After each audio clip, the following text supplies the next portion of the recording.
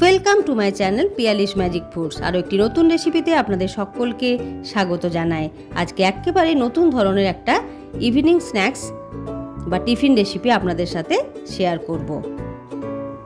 আজকে recipe bread দিয়ে বানাবো। চলুন তাহলে আর দেরি না করে রেসিপিটা বানিয়ে ফেলি। প্রথমেই 6খানা ব্রেড স্লাইস নিয়ে নিলাম। ব্রেডের চারিপাশটা ব্রাউন অংশটাকে এভাবে ছুরি দিয়ে কেটে বাদ দিয়ে দিচ্ছি।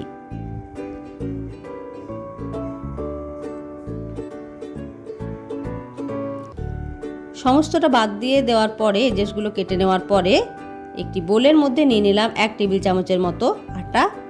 এর মধ্যে দিয়ে দিলাম জল, পাতলা একটা স্লারি বানিয়ে নিলাম।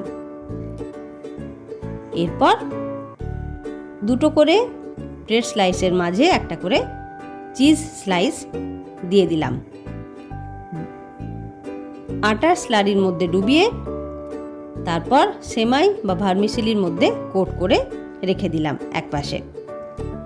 এরপর একটা ফ্রাইং প্যানের মধ্যে দিয়ে দিলাম বাটার। বাটারটা যখন গরম হয়ে এলো তখন এর মধ্যে এভাবে ব্রেডগুলোকে এপাশ ওপাশ করে দু পিঠ ভালো করে ভেজে দিচ্ছি।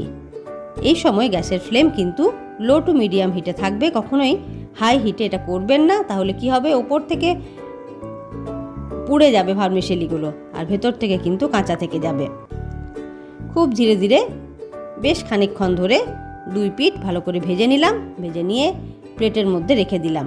ভেতরের চিজটাও কিন্তু একেবারে মেল্ট হয়ে গেছে, একেবারে গলে গেছে। এরপর ওপর থেকে বেশ খানিকটা চিনির সিরাপ বা চিনির রস দিয়ে দিলাম। 2-4 মিনিটের মতন রেখে তারপর সার্ভ করে দিলাম। দেখুন কি সুন্দর, ভেতর থেকে একেবারে নরম সুন্দর চিজি একটা ভাব এবং ওপর থেকে একেবারে ক্রাঞ্চি। ভার্মিসেলি দেওয়ার জন্য ওপর থেকে ক্রাঞ্চি হয়েছে, ভেতরে চিজ দেওয়ার জন্য নরম সফট চিজি, অপূর্ব খেতে লাগে এটা।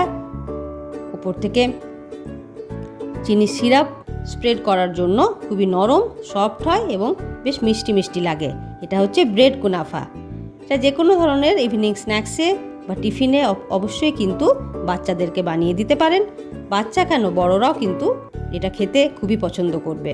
তাহলে বন্ধুরা, আজকের রেসিপি কেমন লাগলো তা অবশ্যই কিন্তু কমেন্ট করে জানাবেন। লাইক এবং শেয়ার করতে ভুলবেন না। ধন্যবাদ।